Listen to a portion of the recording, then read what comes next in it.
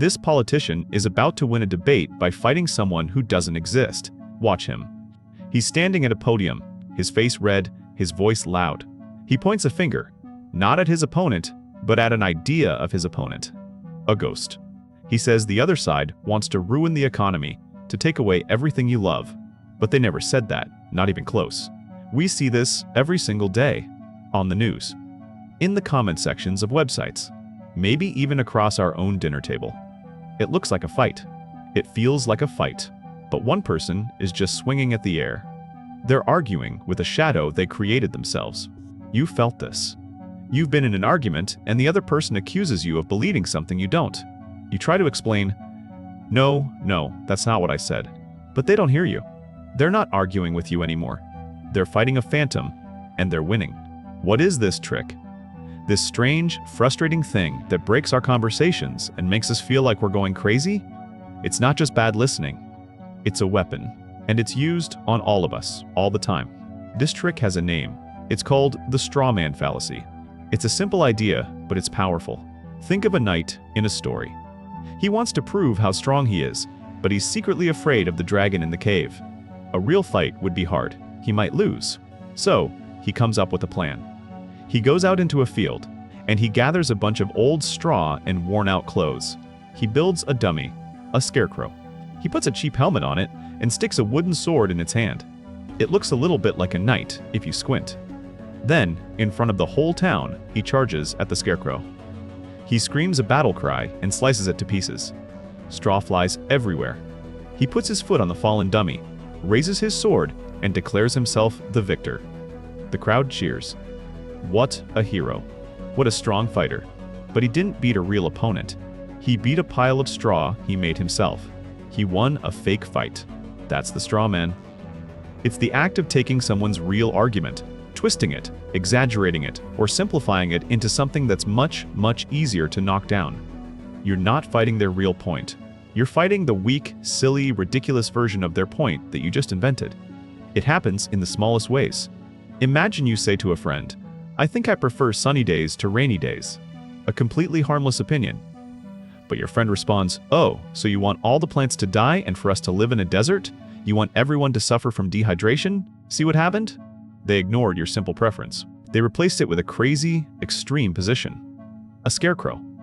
And then they acted like you were a monster for holding it. They knocked down the scarecrow and acted like they won. You were left standing there, confused, trying to explain that you just like sunshine.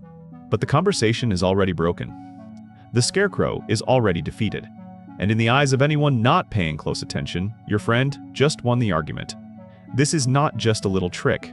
It is the engine of most of the anger you see online and on the news. Once you see it, you cannot unsee it. It everywhere. Think about our politics. It's almost entirely built on this. Candidate A might say, "I think we should invest more money into renewable energy sources to protect our environment for the future." It's a complex idea. You could talk about the cost. You could talk about the technology. You could have a real discussion about whether it's the best approach. But that's hard. A real dragon. It's much easier to build a scarecrow. So, candidate B steps up and says, "My opponent wants to ban all cars. She wants to shut down every factory and send our economy back to the Stone Age. She wants to take away your job and make you live in the dark." That is a scarecrow. A ridiculous, terrifying scarecrow. And it works. It works because it's simple and scary. It bypasses the thinking part of our brain and hits the fear button directly. The audience doesn't have to think about energy policy. All they have to do is feel afraid of the dark. Candidate B knocks down the scarecrow he just built and looks like a hero defending the people from a crazy idea. The real conversation, the one we needed to have about energy and the environment, never happens. It was replaced by a fake fight against a fake monster. This happens in comment sections a million times a day. Someone might post a review of a new movie. They could write, "I enjoyed the acting, but I felt the story had a few plot holes that took me out of the experience." It's a mild, reasonable critique. But here comes the straw man. A reply pops up. "Oh, so you think you're a perfect filmmaker? You think you could do better? You just hate everyone who worked so hard on this movie, and you think you're smarter than them. The original point about plot holes is gone. It was replaced by a scarecrow that paints the reviewer as an arrogant, hateful person. It's easier to attack a person's character than to discuss the details of a movie script. It even happens in our own homes, in our most important relationships. One person might say, "Hey, I'm feeling a bit overwhelmed. It would be really helpful if you could help out with the dishes tonight." The real argument is about sharing chores and feeling supported. But the other person, maybe feeling stressed or defensive, builds a scarecrow. So you're saying, "I do nothing? You think I'm lazy and I never help you with anything? You think you do everything around here?" And just like that, a simple request for help turns into a huge fight about who is lazy and unappreciated. The original point is lost, burned down with the scarecrow. Why does this work so well? Why is it so tempting for us to do this and so effective on us when it's done? It's not because we're all bad people. It's because our brains are wired to take shortcuts. Thinking is hard. It uses a lot of energy.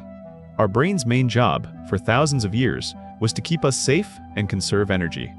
So it developed shortcuts, mental rules of thumb. The straw man is the ultimate mental shortcut for an argument. It allows us to skip the hard work of understanding a complicated idea and jump straight to the satisfying feeling of being right. It's cognitive ease. It's like choosing a simple video game on easy mode instead of a complex strategy game on hard mode. The win feels good, even if it's not earned. It also works because we are tribal creatures. We want to be part of a group, and the easiest way to make a group feel strong is to have a common enemy. The straw man fallacy is the best tool for painting the other side, the outgroup, as insane, stupid, or evil. When a politician says his opponent wants to send us back to the Stone Age, he's not just attacking an idea, he's telling his followers, "We are the smart, reasonable ones. They are the crazy ones. Stick with us. You are safe here." It strengthens the bonds of the tribe. It feels good to be on the right team. The psychologist Carl Jung talked about something called the shadow. It's the part of ourselves that we don't like to look at. Our fears, our weaknesses, our secret negative thoughts. He said that we often don't deal with our own shadow.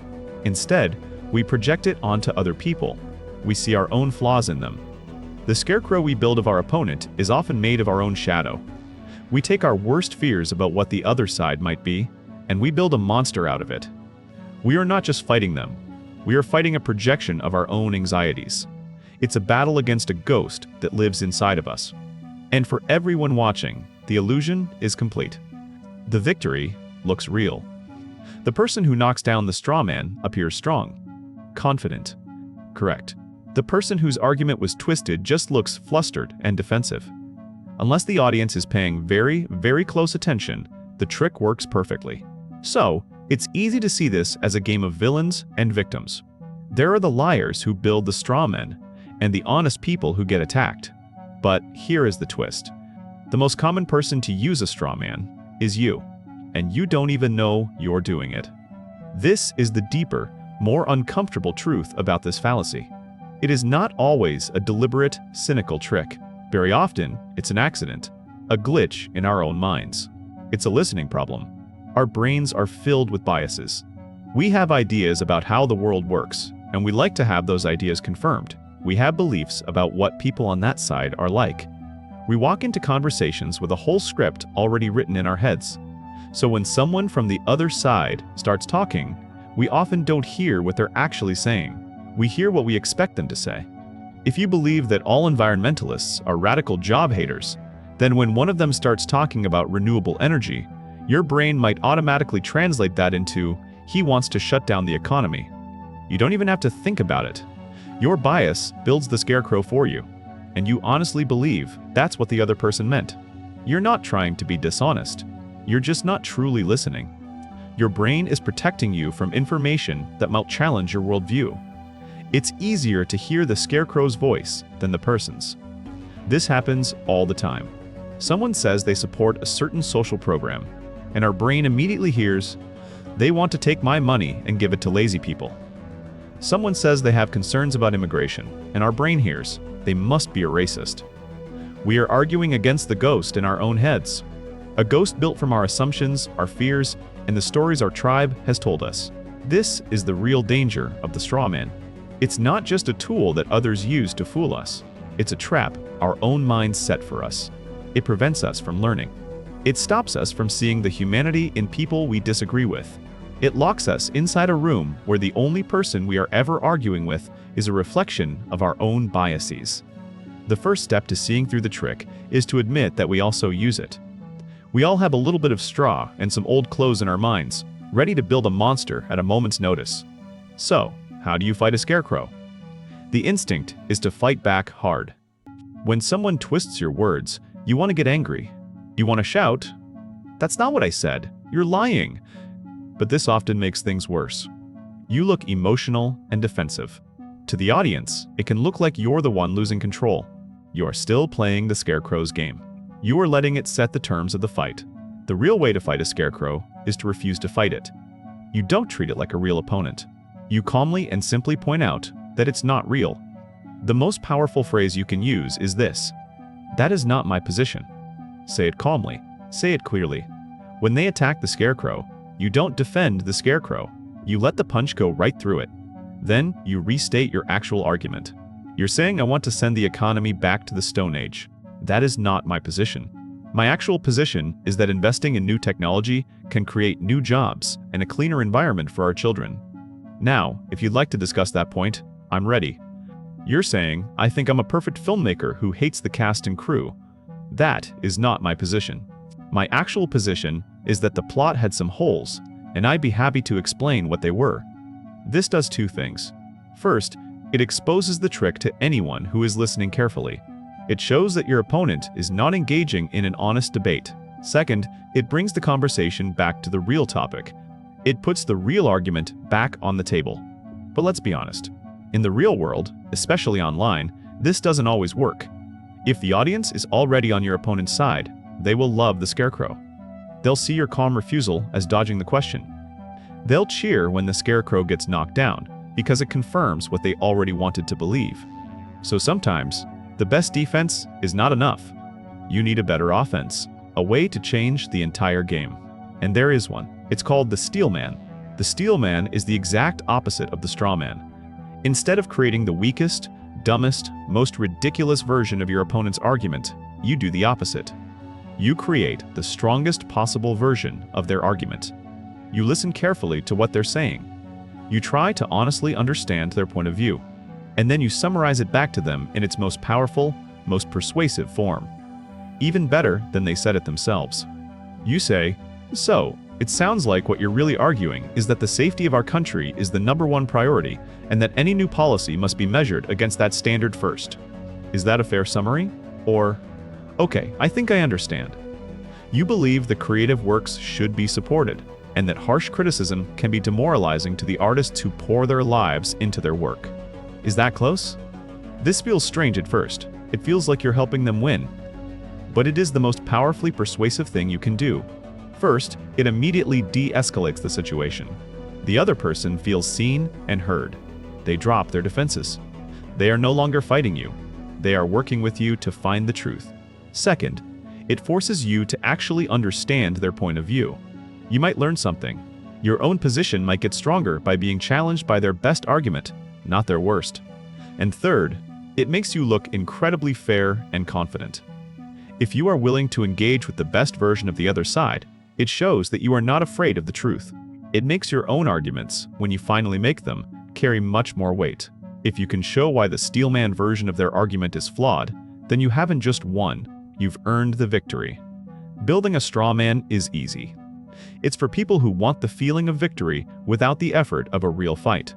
Building a steelman is hard. It takes patience, empathy, and intellectual courage. But it's how real progress is made. When you zoom out and look at our world, you see the cost of all these scarecrow fights. We are a society that has become very, very good at building straw men. Our media, our political systems, our online spaces, they are all giant factories for producing them.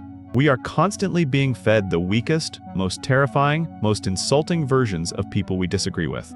And what is the result? We don't solve our big problems. We can't. We can't have a real conversation about the economy, or healthcare, or the climate, because we are too busy shouting at the caricatures we've been handed. The real issues are complex and difficult. They require nuance and compromise. Scarecrows require only rage. We also lose our connection to each other. It's hard to see the humanity in someone when you've been trained to see them as a monster. The modern world has connected us with more information than ever before, but we often feel more divided. Perhaps it's because we've stopped talking to each other. We are just shouting at the scarecrows we built in our own minds. This constant, low-grade warfare is exhausting. It makes us cynical. It makes us believe that honest conversation is impossible.